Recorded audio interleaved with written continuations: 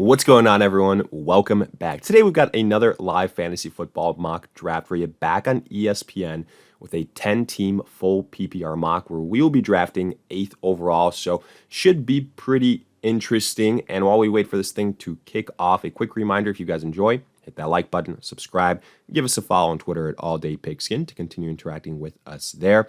Let us hear it in the comment section. Do you agree, disagree, along with any other questions you guys might have? We will do our best to answer them all. But with that being said, let's get into it. The first 2 picks have been made. They are as follows: Justin Jefferson and then Jamar Chase.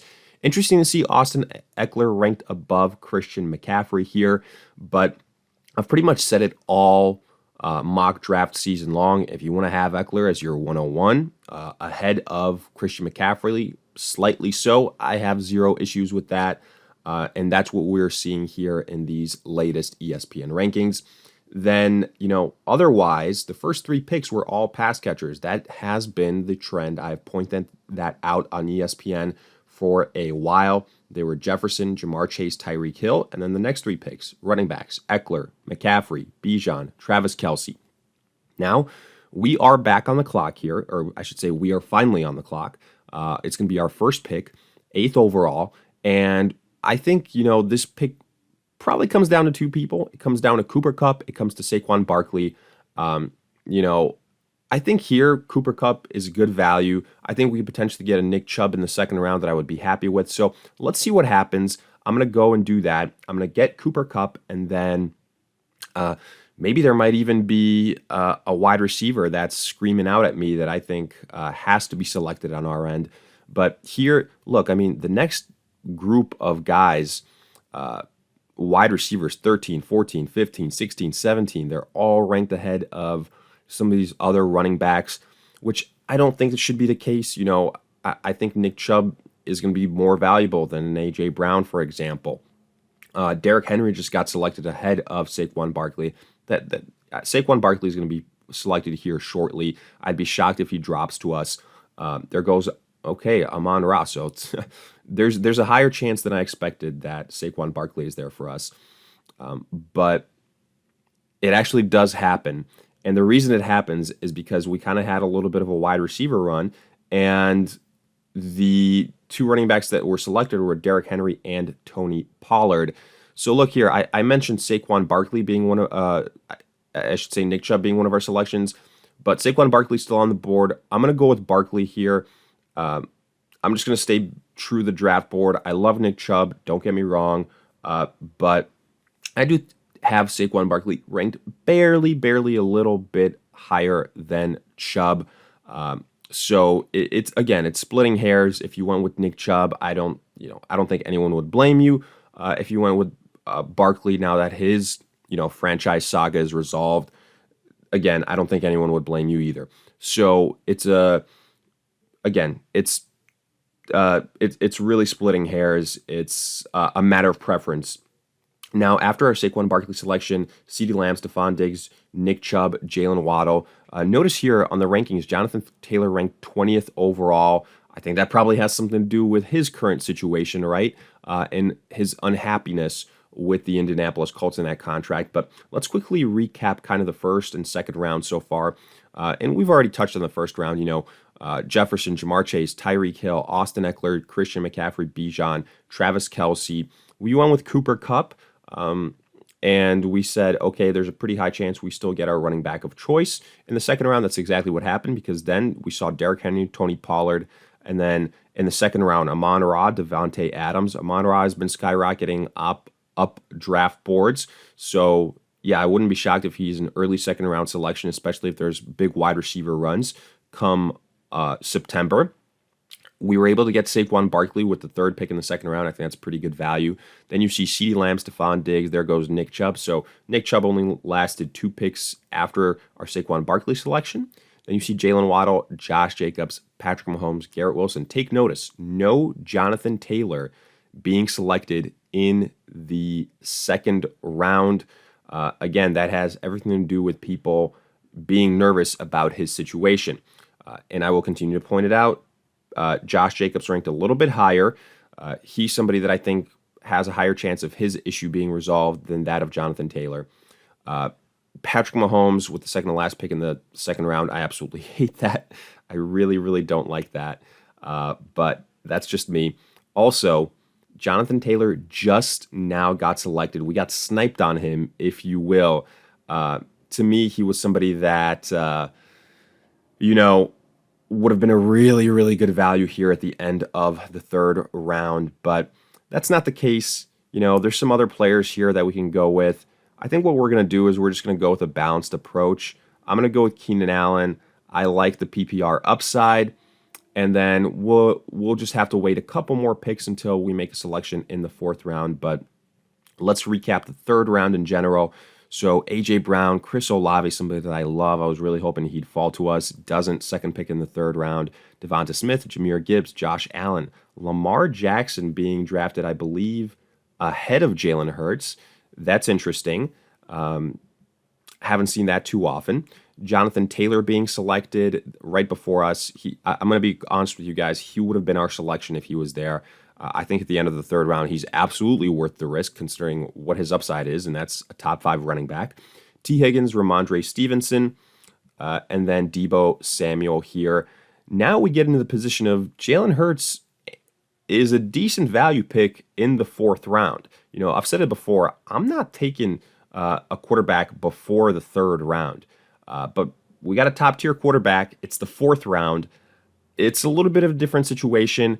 I think here, this isn't my typical selection, but, for all those people that are screaming for top-tier quarterbacks, here, I think this one is for you. I think we've reached a point. Again, the only reason I'm making the selection is because we've reached, in my opinion, what is an acceptable point to select a top-tier quarterback. That is the early fourth round. You could even argue the middle fourth round. So I think okay value, and I wanted to add him here to the squad so we could, kind of discuss where that acceptable point of drafting one of these guys truly is. Because, again, as a reminder, Patrick Mahomes went with the second to last pick in the second round.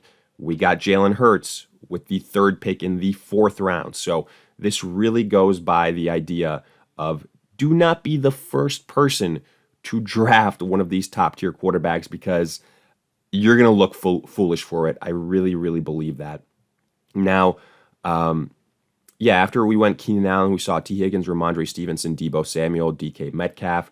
We went with Jalen Hurts, then Joe Mixon, Travis Etienne, Breece Hall, Najee Harris, Mark Andrews, Aaron Jones, and then Calvin Ridley with the last pick in the fourth round. I'm not going to lie to you guys, I was really considering Calvin Ridley, but I wanted to switch things up a little bit. We've gone with Calvin Ridley a lot of times here, so just to introduce a new wrinkle into the situation and see how we can, put together a squad here after, having gone quarterback, quote unquote, early, but to me, what's still an acceptable, range. So here we have got how many picks until our next selection? 3 picks, 2 picks. Are we going to get somebody that is an acceptable prospect? Running back wise, I absolutely love it. Miles Sanders falls to us. You see that questionable next to his name. He's dealing with a slight groin injury. Shouldn't be too big of an issue in my opinion. So we continue on. I think James Conner here is also a pretty damn good value if he makes it to us. If not, I'm looking at the wide receiver position. So far, we're set up really, really good in terms of PPR type of wide receivers. I mean, hell, we've got Cooper Kupp and Keenan Allen, right? So here, I'm going to continue to add a running back depth. I think that's the move. I really do. And I think James Conner here has become one of my favorite value picks. And, I mean, I guess we can look at tight end, George Kittle, Kyle Pitts, some of these guys. But I'm going to go what I think is the smarter choice, the better value.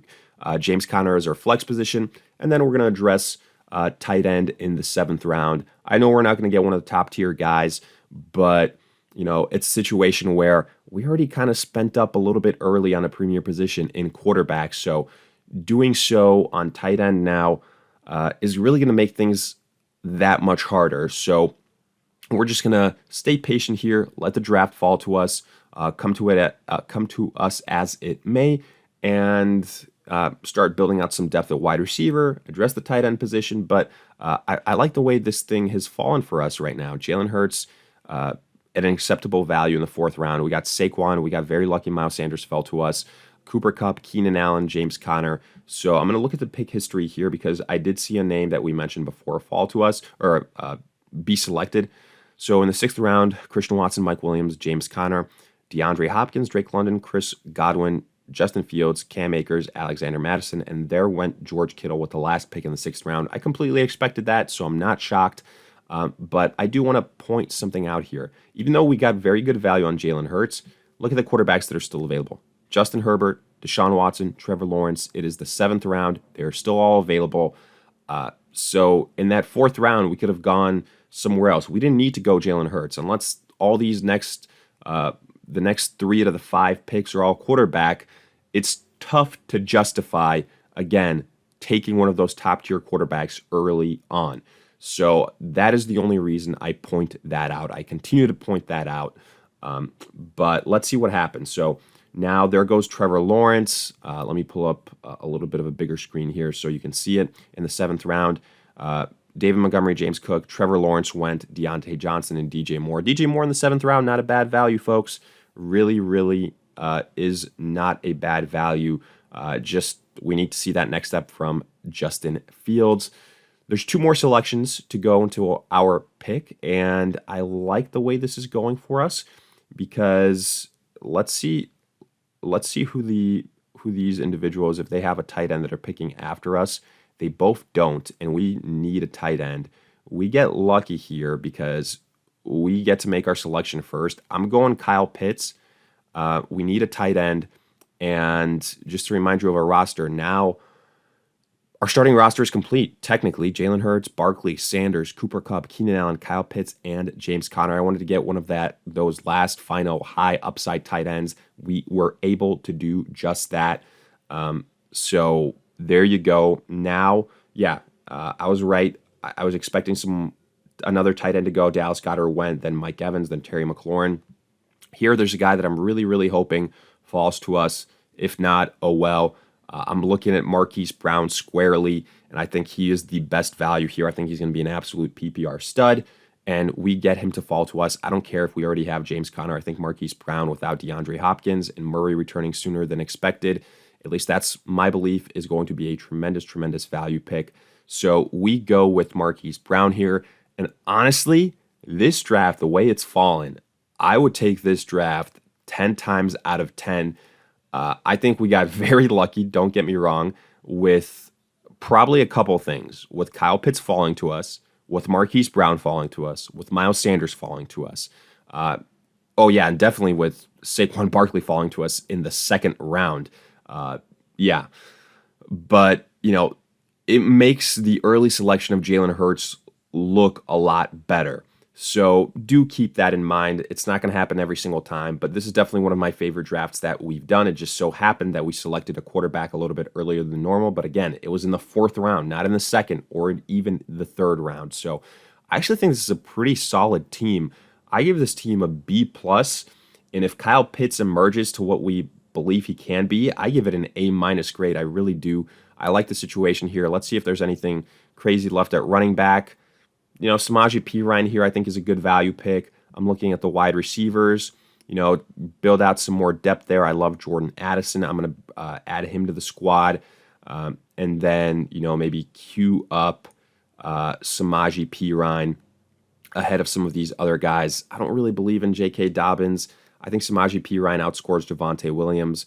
So, we've built out the team. Let me know your thoughts in the comment section. Agree, disagree, along with any other questions you guys might have. If you enjoyed, hit that like button, subscribe, give us a follow on Twitter at AllDayPigskin to continue interacting with us there. But in the meantime, we'll see you guys in future videos.